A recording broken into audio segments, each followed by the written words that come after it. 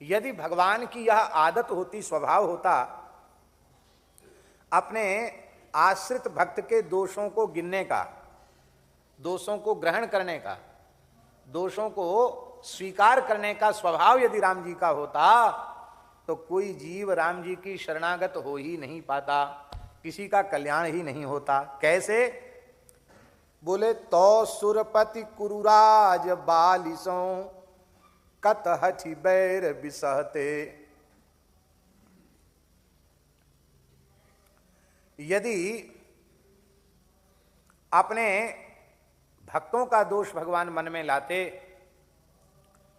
तो इंद्र, दुर्योधन और बाली इससे हट करके शत्रुता क्यों ले लेते? अब देखो, इंद्र भी वानर राज बाली के रूप में श्री राम कार्य के लिए ही उत्पन्न हुआ है। वही उसी का उसका प्रयोजन है। राम काज के लिए तो वानर के रूप में आया है, इसलिए इंद्र का अंश बाली को माना गया। और राम जी ने देवराज इंद्र के अंश बाली का वध कर दिया। सुनो सुग्रीव मारी हो बाली ही एक ही बाण, ब्रह्म रुद्र शरणागत गए नो उबरहि प्राण। क्यों मारा बाली को? क्यों मारा? बाली ने खुद पूछा तो राम जी ने क्या कहा? अनुज बधु भगनी सुत नारी, सुनु सठ कन्या समये चारी। इनहि कुदृष्टि बुलेउ के जो जोई, ताहि बधे कछु पाप न होई। भगवान ने कारण बताया कि तुमने अपने छोटे भाई की पत्नी को बलपूर्वक अपनी पत्नी बना लिया। पुत्र की पत्नी को, अपने छोटे भाई की पत्नी को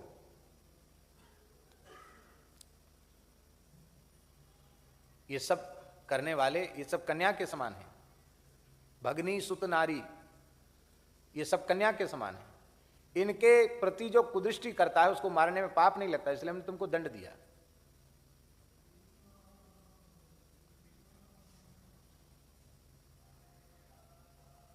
इसी दोष के कारण बाली का वध कर दिया, सुग्रीव को राजा बना दिया। सुग्रीव से हुई अपराध बना। भले ही अपराध बना न बना, लेकिन लोगों ने कानाफूसी करना शुरू की, और इसका संकेत रामचरितमानस में भी तुलसीदास जी ने दिया है। जेहि अघ बधेउ व्याध जिमि बाली, पुनि सुकंठ सोई कीन कुचाली। सोई करतूति विभीषण केरी, सपन्यु सोई न राम हियेरी। महाराज जी इसका समाधान दूसरे प्रकार से देते थे। महाराज जी कहते थे कि वानर राज बाली था और राजमाता तारा थी। तारा भगवान श्री राम की महान भक्ता थी। भक्ता न होती तो राम जी का महात्म्य अपने पति बाली को कैसे बताती, शरणागति की महिमा कैसे बताती? महान भक्ता थी, महान भक्ता है, और वानर इसको अपनी माता के रूप में, राजमाता के रूप में देखते हैं। और बड़ा भाई पिता के समान है तो मेरे लिए माता की जैसी ही है। इसलिए यदि सिंहासन पर तारा भी बैठेगी मेरे साथ तो प्रजा में विद्रोह के स्वर नहीं आवेंगे। मेरे द्वारा तारा का सम्मान हो जाएगा और मुझे एक विवेकी व्यक्तित्व का संपर्क प्राप्त होगा, जिससे मैं पतन के गर्त में जाने से बच जाऊंगा। महाराज जी ऐसा समाधान देते थे। इसलिए सुग्रीव जी ने बाली जहां बिठाता था तारा को, वहीं सुग्रीव जी ने भी तारा को बिठाया, बाईं ओर बिठाया।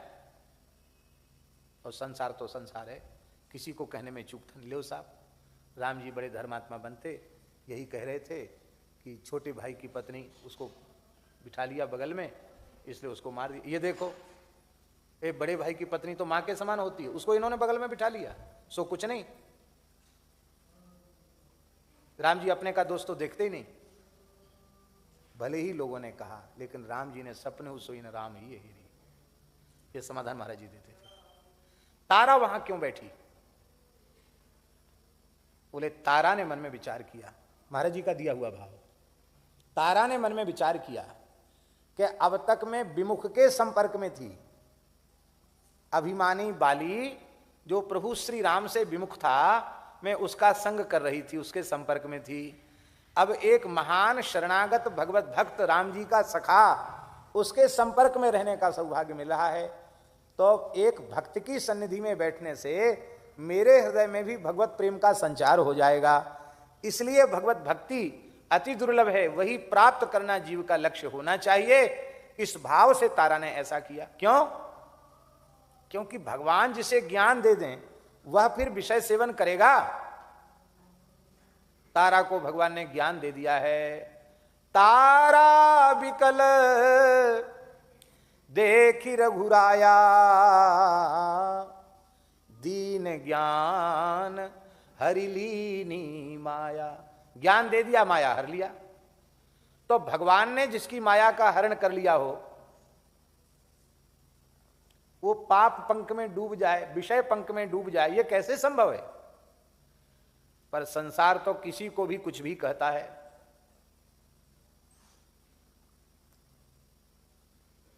पूज्य श्री रमण रीति वाले महाराज जी ने एक घटना सुनाई थी। बोले हम वाराणसी में अध्ययनरत थे, उनके मुख से सुना भी होगा। तो एक कोई व्यक्ति, एक युवती कन्या स्त्री थी, 20-22 वर्ष की रही होगी, उसके साथ नौका में बैठकर गंगा जी में सैर कर रहा था और कुछ पी भी रहा था। और बोले हम गंगा जी के किनारे बैठे थे।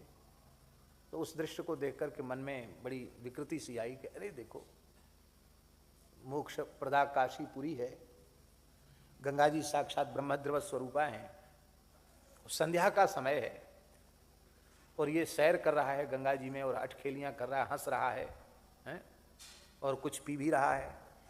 तो कम से कम इस अधेड़ उम्र के व्यक्ति को तो ऐसा नहीं करना चाहिए, ऐसा मन में आया।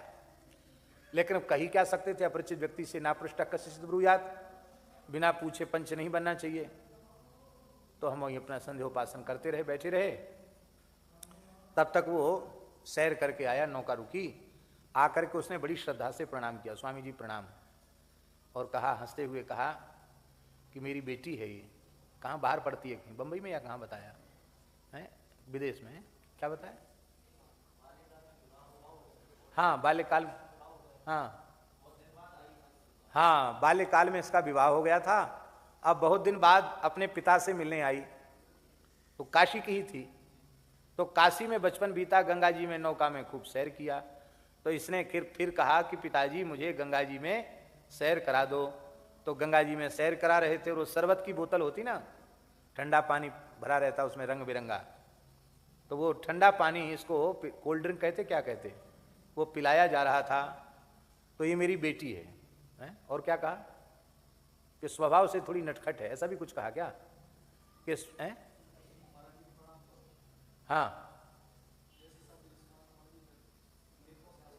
हाँ, तो महाराज जी के नेत्रों से आंसू आ गए कि देखो मैं अपने अशुद्ध चित्त के कारण कैसी कल्पना कर बैठा, इसके प्रति संदेह, उसके प्रति संदेह, पर ये बाप है और ये उसकी बेटी है। संसार संतों को भी अपने नजरिए से देखता है।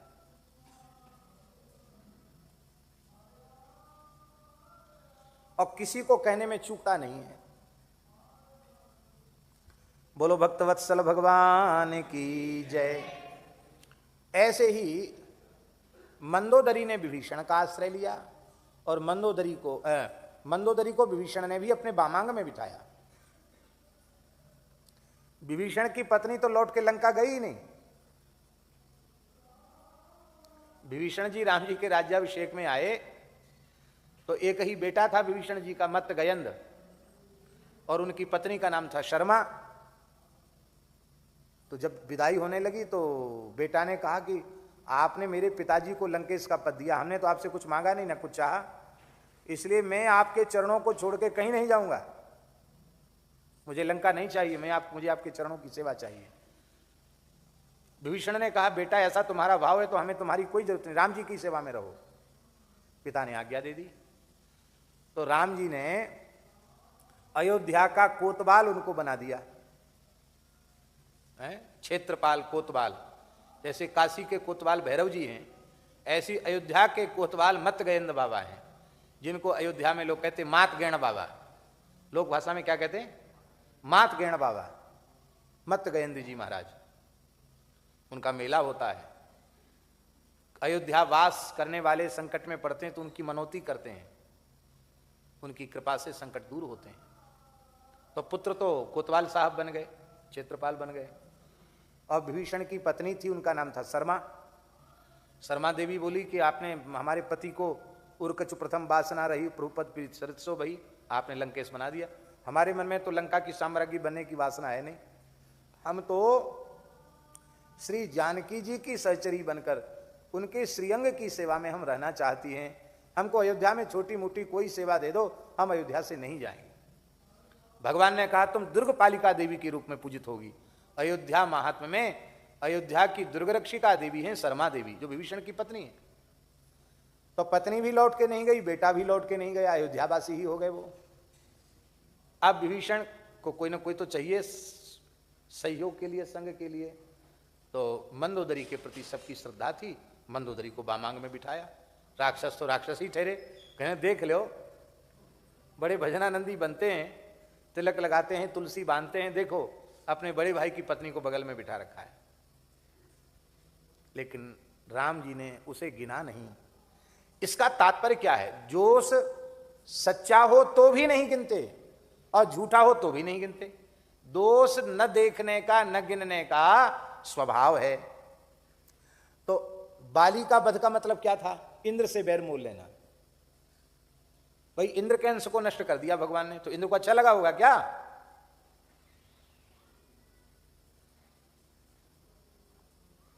और एक भाव और दे देते हैं। इंद्र के मन में थोड़ा दुख था, ये रे भाई बुद्धि शुद्ध कर देते, मार ही दिया, बताओ हमसे कोई सेवा ही नहीं ली, हम उसको मार ही दिया। उसका उत्तर हम देंगे। अभी स्मृति में मेरे नहीं आ रहा है, लालवाड़ी डायरी है उसमें लिखा है श्लोक। किस पुराण का है? लिंग पुराण का बताया था क्या? अभी मेरी स्मृति में थोड़ा नहीं है, स्मृति भी थोड़ी कमजोर होने लग गई। और उस श्लोक और अध्याय संख्या सब लिखी हुई है, उसमें बात पक्की है। हाँ, ब्रह्मांड पुराण में उसमें बात स्पष्ट लिखी हुई कि रावण और बाली की संधि हुई थी। उस संधि में जैसे राष्ट्र देशों के साथ संधि होती ना, संधि प्रस्ताव, तो संधि हुई थी रावण की कि संकट के काल में तुम मेरी सहायता करोगे। तो उसमें बात लिखी हुई है कि यदि राम जी बाली को न मारते तो बाली निश्चित रावण के पक्ष में चला जाता, और रावण के पक्ष में बाली जाता तो बाली के भक्त तमाम वानरवीर उधर चले जाते। फिर जिस आदर्श की स्थापना राम जी करना चाहते थे, उस आदर्श की स्थापना संभव नहीं थी। इसलिए भगवान ने रावण वध के उपक्रम में बाली का वध अनिवार्य माना। बाली नहीं मरेगा तो रावण नहीं मरेगा, बाली के मरने से ही रावण मरेगा, क्योंकि बाली भी रावण का सुरक्षा कवच बना हुआ था, संधि प्रस्ताव हो चुका था। तो भगवान ने बाली को मारा तो इंद्र को तो बुरा जरूर लगा। तो भगवान ने कहा चलो कोई बात नहीं, इस बार सूर्य के अंश से उत्पन्न सुग्रीव के ऊपर कृपा की, अब की बार सूर्य के अंश से उत्पन्न कर्ण को मारेंगे, कृष्णावतार में मरवाएंगे हैं, और इंद्र का अंश जो अर्जुन है, अर्जुन की सहायता करेंगे। बोलो भक्त वत्सल भगवान की। कृष्णावतार में इंद्र का अंश ही तो है अर्जुन, तो अर्जुन के भगवान सखा बन गए। और सूर्य का अंश है कर्ण, कर्ण का भगवान ने वध करवा दिया। तो नीति प्रीति परमार्थ स्वार्थ को न राम सम जान जथारथ। ऐसी नीति प्रीति का पालन करने वाला राम जी के जैसा कोई दूसरा नहीं है। कुरुराज बालिसों हठ कर कत हठि बैर बिसहते। जो जप जाग जोग व्रत वर्जित केवल प्रेम न चाहते। तो कत सुर मुनि बर बिहाय ब्रज गोप गेह बसी रहते। यदि आप केवल प्रेम को अंगीकार न करते तो इन ग्वाल बालों के घरों में, नंद राय जी के भवन में नंद नंदन के रूप में प्रकट होकर आप, यशोदा नंदन के रूप में प्रकट होकर आप लीला क्यों करते? क्योंकि इन गोप गणों में न तो कोई जप था, न कोई यज्ञ था, न कोई जोग था, न कोई व्रत था, केवल ये विशुद्ध प्रेमी थे। तो सुर मुनि बर बिहाय, आप देवताओं के यहाँ नहीं आए, मुनियों के यहाँ पुत्र बनकर नहीं आए, पर गोपों के घर में गोप बालक बनकर के आप आ गए, क्योंकि आप केवल प्रेम को स्वीकार करते हैं, दोष दुर्गुण को तो आप ग्रहण करते ही नहीं हैं। जो जहां तहां प्रण राखी भगत को भजन प्रभाव न कहते। तो कलि कठिन कर्म मार्ग जड़ हम के ही भांति निवहते। आप अपने भक्तों के ऊपर कृपा करने का, भक्तों की रक्षा करने का, भक्तों पर अनुग्रह करने का जो आपका प्रण है, प्रतिज्ञा है, वह प्रतिज्ञा आपने न की होती, आपके भजन की ऐसी महिमा, आपके भजन का ऐसा प्रभाव न होता, तो हे प्रभु इस कराल कलिकाल में, इस कर्म के जाल में उलझे हुए इस जड़मती तुलसीदास के जैसे दीनहीन गरीबों का गुजारा ही कैसे होता? हमारे जैसों का गुजारा आपके दरबार में हो रहा है, निर्वाह हो रहा है, ये अपने किसी साधन से नहीं, अपनी किसी सिद्धि से नहीं, यह केवल और केवल आपकी करुणा से हो रहा है, आपकी कृपा से हो रहा है। जो सुत हित लिए नाम अजामिल के अघ अमित न दहते। तो जम भट सांसति हर हमसे वृषभ खोजी खोजी नहते। कहते महाराज, अपने पुत्र के बहाने से अजामिल ने नाम का, नारायण नाम का उच्चारण किया, तो भगवत पार्षदों ने क्या कहा? क्या कहा? अयं हि कृत निर्वेशो जन्म कोट्यं हसामपि यद व्याजहार विवसो नाम स्वस्थयनम हरे। एक जन्म की क्या चले, इसने अपने करोड़ों जन्मों के पापों का प्रायश्चित कर लिया, क्योंकि अत्यंत विवश होकर के आर्त स्वर में इसने नारायण नाम का उच्चारण कर लिया।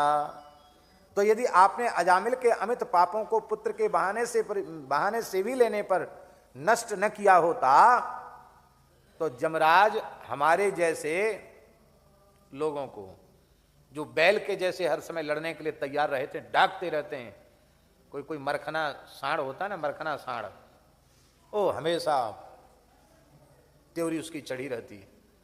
तो ऐसे मरखने को जो होते हैं ना, वो खूब बड़े मजबूत लोग होते हैं, तो वो बलपूर्वक पकड़ के उसको नाथ डाल देते हैं। कहते हमारे जैसों को जमदूत खोज खोज कर नाथ डालते और घसीट घसीट कर जमलोक ले जाते, यदि आपके नाम का प्रभाव न होता। आपके नाम के प्रभाव से हमारे जैसे अहंकारी मलिन जीवों का भी इस कराल कलिकाल में कल्याण हो रहा है। जो जग विदित पतित पावन अति बांकुर बिरद न बहते। तो बहु कलप कुटिल तुलसी से सपने हूं सुगति न लहते। हे भगवान, आपकी जो पतित पावनता है वो जग विदित है, सारे संसार में आपकी पतित पावनता प्रसिद्ध है। यदि इस पतित पावनता का स्वभाव, इस पतित पावन बाने को, स्वरूप को, स्वभाव को आपने अंगीकार न किया होता, तो तुलसीदास जैसे कुटिल जीव तो अनेकों कल्पों में भी साधन करते करते मरते, पर उनको कभी सुगति नहीं मिलती, उत्तम गति नहीं मिलती। पर तुलसीदास जैसे जीवों को भी इस कराल कलिकाल में उत्तम गति मिल रही है। यह केवल और केवल आपके नाम की अचिंत्य महिमा का प्रभाव है। बोलो भगवत भक्तवत्सल भगवान की। तो ऐसा नाम जपने वाला, चाहे उसमें भाव हो या न हो, झूठे सच्चे कैसे भी नाम लेता है, राम राम करता है, बस उस नाम लेने वाले को भगवान अपना प्राण प्रिय दास मान लेते हैं। जय श्री राम। दोस्तों, तो महाराज जी ने क्या बताया कि आपको भगवान की शरणागति लेना कितनी ज़्यादा ज़रूरी है। यदि आप भगवान की शरणागति लेते हैं, राम जी की शरणागति लेते हैं, कृष्ण जी की शरणागति लेते हैं, तो आपको वो अपना दास मान लेते हैं और उनकी ज़िम्मेदारी हो जाती है। वो अपनी ज़िम्मेदारी समझते हैं कि आपकी ज़िंदगी को कितनी बेहतर तरीके से वो मतलब एक साँचा आपको एक साँचे में ढाल सके। ये सब भगवान की ज़िम्मेदारी हो जाती है। इसलिए एक नाम को पकड़िए और उस नाम को भरोसा रखिए, क्योंकि वो नाम भगवान को प्राप्त करने का एक साधन होता है। तो दोस्तों, आप ऐसा कर सकते हैं कि नाम जप बैठ के भी कर सकते हैं, खड़े होके भी कर सकते हैं, जब समय मिले तब करिए। कोई रोक टोक नहीं होती नाम जप करने में, जब बिना दक्षिणा लिए आप करते हैं, दीक्षा लिए आप करते हैं। तो वीडियो पसंद आई हो, महाराज जी का प्रवचन पसंद आया तो प्लीज़ चैनल को लाइक शेयर सब्सक्राइब ज़रूर करिएगा।